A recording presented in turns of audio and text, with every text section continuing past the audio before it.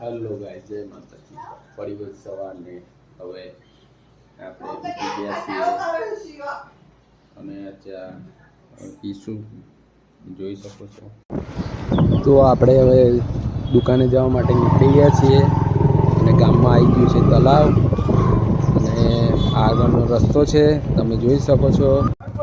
તો પહોંચી ગયા છીએ દુકાને અને આવી ગઈ છે એક ગાડી, જોઈ શકો છો તમે। નીચેથી નવી તો નહીં બનાવે, નીચેના સપોર્ટ ખાલી મારવાના છે। તો મિત્રો તમને ગાડીની બોડી બતાવું કઈ છે। જો ગાડીની બોડી આ છે, નીચેની પ્લેટ કાઢી નાખી છે।